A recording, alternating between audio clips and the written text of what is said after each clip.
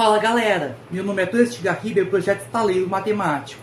E hoje temos uma videoaula sobre círculo trigonométrico para o ensino médio, onde falaremos sobre convenções, definições, simetria, congruência, redução ao primeiro quadrante, redução à primeira determinação positiva, crescimento, sinal e as definições de seno e cosseno, tá certo? Quer saber mais? Então vem comigo. Fala galera, meu nome é Clesto Garriba, projeto Estaleiro Matemático. E hoje temos uma videoaula sobre círculo trigonométrico para o ensino médio. Primeiro vamos às convenções e definições do círculo trigonométrico. Círculo trigonométrico é o seguinte. Primeiro a gente vai definir no plano cartesiano, vamos chamar o eixo x de eixo dos cossenos e o eixo y de eixo dos senos. Tá?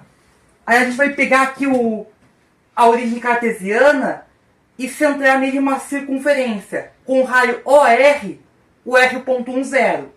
O ângulo θ é ROP. Centro O, raio OR, o R que é 10, e P um ponto qualquer aqui da circunferência, tá certo? Vamos definir aqui uma semi-reta OP, entende? E aqui vamos ter o ângulo ROP com vértice O, que aqui a gente vai ter o ângulo θ, onde a gente vai medir os ângulos trigonométricos na orientação positiva no sentido anti-horário, tá certo? Aí vamos ter o ROP, tá certo?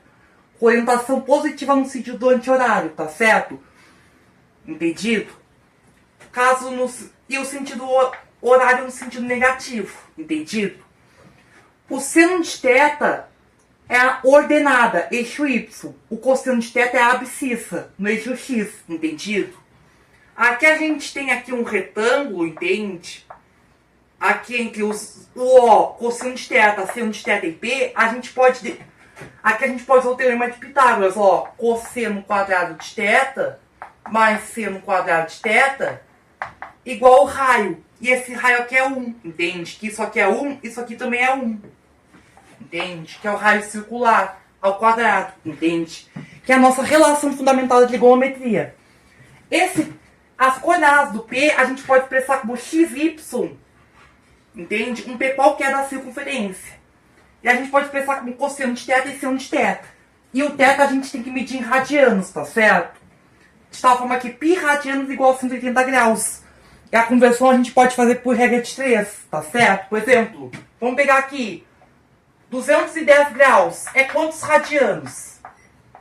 X. 180 graus é π radianos. 210x. Aí vão ter. Aí vão simplificar. 210 por 180. Aí vão ter. 210. Já cortamos 21, 18.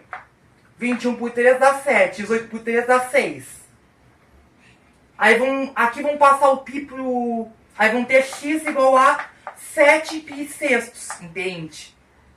Aí vão ter o x igual a 7 π sextos radianos, entende? Então 210 graus igual a 7 π sextos radianos, entende? Não te esquece da unidade, entendido? A conversão pode ser feita por regra de 3, entendido? Lembrando que aqui a gente também tem os quadrantes. Primeiro, segundo, terceiro e quarto. Primeiro quadrante é entre 0 e π meios. O segundo quadrante é entre π meios e π. Terceiro quadrante entre π e 3π sobre 2. Quarto quadrante entre 3π sobre 2 e 2π. O 2π é côngruo ao zero, entende? Que vão ter o mesmo afixo geométrico, entende? Agora, se tivermos ângulos maiores que 2π ou ângulos negativos, a gente tem a relação de congruência, e aí a gente acaba tendo a questão da congruência que a gente vai falar daqui a pouco, tá certo? Que a gente vai ter que reduzir a primeira determinação positiva, tá certo? Mas considerando apenas a primeira volta trigonométrica, que é entre 0 e 2π, ou entre 0 e 360 graus, entende? Que 2π é a mesma coisa que 360 graus, tá certo? E 0π e 0 radianos é a mesma coisa que 0 graus, entendido? Pela regra de 3. Aqui vão ter de 0 a π meios, que é a mesma coisa que 0 a 90 graus, de π meios a π, que é entre 90 e 180 graus, de π a 3 π meios, 180 a 270 graus, 180 a 270 graus, e 3 π meios a 2 π, 270 a 360 graus, entendido? Os primeiro, segundo, terceiro e quarto quadrantes, respectivamente. Lembrando que os arcos de 0, π meios, π, 3π sobre 2, 2π e seus côngruos, por convenção, eles não pertencem a nenhum quadrante. São os arcos sobre os eixos, entendido? Agora vamos falar da simetria e congruência de arcos. Que a gente pode obter arcos equivalentes no primeiro quadrante usando relações de simetria e congruência, tá certo? Vamos considerar primeiro apenas a primeira volta. No segundo quadrante, a gente pode obter por reflexão no eixo dos senos aqui um ângulo M e aqui um ângulo M, em relação ao primeiro, por simetria no eixo dos senos. Aí com isso a gente vai ter aqui um ângulo X do segundo quadrante e aqui um ângulo geométrico M, simétrico em relação ao ângulo do primeiro quadrante, tá certo? Aí a gente vai ter que o seno de X vai ser o mesmo que o seno do M. E esse M a gente pode... Aqui o X mais M vai dar π. E aí o M a gente pode expressar, né, como π menos X, em termos de medida, tá certo? Então, o seno de X vai ser a mesma coisa que mais o seno de π menos X, entende? Por quê? Você concorda comigo que o X e o M vão ter o mesmo seno, entende? O seno é o eixo Y. Vão ter cossenos opostos, entende? Por causa da simetria. Então vai ser mais seno de π menos X e menos cosseno de π menos X, entende? Para um X pertencente ao segundo quadrante. No terceiro quadrante, a gente tem aqui, ó... Aqui a gente tem a simetria em relação à origem, entende? Aqui a gente traça aqui um prolongamento aqui da reta aqui do arco M, do primeiro quadrante, para obter aqui o nosso ângulo X que está no terceiro, entende? Aqui a gente tem o M... E aqui do π até o terceiro quadrante, a gente também tem M, entende? Aí, por simetria da origem, né, a gente vai ter tanto seno quanto cosseno opostos, entende? Então, o seno de X, e aqui o X, né, e aqui vamos ter o X, né, como o π mais o M, entende? O X, ó, o X é o π, né, que é a meia volta, mais o M. Pera aí, vou precisar pausar. Problema técnico. Desculpe, problemas técnicos. Problema. Aí dessa forma, o M vai... Aí vão ter o seno de X e o cosseno de X opostos ao seno e o cosseno do M, entende? E o M a gente pode escrever como X menos π. Então o seno de X vai ser... menos o seno de X menos π, e o cosseno de X com o menos cosseno de X menos π, entendido? Que é a redução do terceiro quadrante ao primeiro. Agora, do quarto quadrante para o primeiro, a reflexão é em torno do eixo dos cossenos. Aqui a gente tem M, e pela reflexão a gente também tem M aqui. E aqui a gente tem aqui, né, o ângulo X do primeiro até daqui, do 0 até o quarto quadrante. E esse ângulo X mais o M já dá 2π. Então, o M é 2π menos X, entende? Ó, isso aqui mais o M já dá 2π, entende? Então, o seno de X, ó, então, por esse motivo aqui, e o X e o M vão ter o mesmo cosseno, mas senos opostos. Então, o cosseno de X vai ser mais o cosseno de 2π menos X, entende? Mas como os senos são opostos, menos o seno de 2π menos X, entende?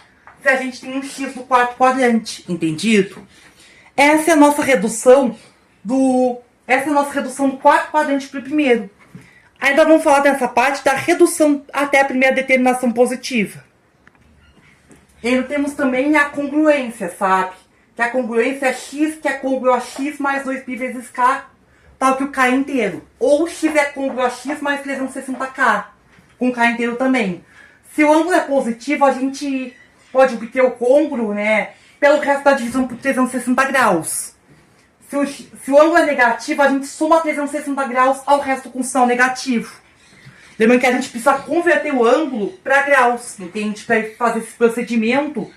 E se necessário, a gente volta para radianos depois que obtém o resto, tá certo? Para obter o congruo em radianos, entendido? Que aí a gente obtém o equivalente na primeira volta, entende? Ou primeira determinação positiva para os íntimos, entendido? Essa é a nossa parte de simetria e congruência. Agora a gente vai falar de crescimento e sinal do seno e cosseno. Agora eu vou pensar que você preste atenção nessa parte de crescimento e sinal. Ó, vamos começar aqui no zero, entende? Vamos pegar aqui as duas funções seno e cosseno. Ó, seno é no eixo Y, cosseno é no X. No ângulo zero, a gente tem o seno zero, que é a projeção no eixo Y, e o cosseno 1, entende? Que é a projeção no eixo X. Porque o raio circular é 1. Ó, no primeiro quadrante, ó, o cosseno diminui e o seno aumenta. Ó, e ambos são positivos. Ó, vou colocar aqui sinal positivo. O seno aumenta, né? E o cosseno diminui. No primeiro quadrante. Chega no primeiros, né? O seno é 1, né? E o cosseno é 0. No segundo quadrante, né? O seno e o cosseno são... O seno é positivo, mas o cosseno já é negativo. Ó, o seno tá aqui em cima, mas o cosseno tá para a esquerda. Então, no segundo quadrante, seno positivo e cosseno negativo. Entende? Mas o seno já está diminuindo quando o ângulo está aqui no sentido positivo. Ó, sentido anti-horário do ângulo, sabe? Ó, aí o seno decresce e o cosseno também, sabe? Chega no π, o seno é 0, entende? Seno é eixo vertical e o cosseno é menos 1. Isso a gente pode fazer uma construção lá no GeoGebra. Com bastante... Só que aí a gente precisa de alguns recursos de geometria, tá certo? No terceiro quadrante, ó, seno e cosseno negativos. Aqui o seno diminui, entende? Os seno e cosseno são negativos, sendo que o seno diminui, mas o cosseno o cosseno, como está indo para lá, para a mesma direção, já está aumentando. 3π sub 2. O seno está no valor mínimo, que é menos 1, entende? Que é a projeção no eixo vertical. Mas o cosseno, que é a projeção no eixo horizontal, que é 0, entende? Aqui seria a coordenada menos 1 e 0, entende? O x é... Aqui a gente tem o x igual a 0 e o y igual a menos 1, entende? Agora no quarto quadrante, o cosseno está aumentando. Ó, aqui a gente tem o seno negativo, mas o cosseno positivo, entende? No caso o seno aumentando, entende? O seno aumentando, porque tá indo na mesma direção, para cima, e o cosseno indo para a direita. A favor de ambos os eixos. Só que o seno negativo e o cosseno também. Só que o seno negativo e o cosseno positivo. Até que no 2π é 0, 1. 0 para o seno e o cosseno... 0 para o seno e 1 para o cosseno, entende? Já que o 2π é congruo ao 0, entende? Esses são os nossos valores notáveis para seno e cosseno, considerando crescimento e sinal, tá certo? Essa é a tabela de crescimento e sinal para seno e cosseno, tá certo? Considerando o círculo trigonométrico, entendido? Por aqui encerramos. Tchau, tchau, gente. Os vemos na próxima.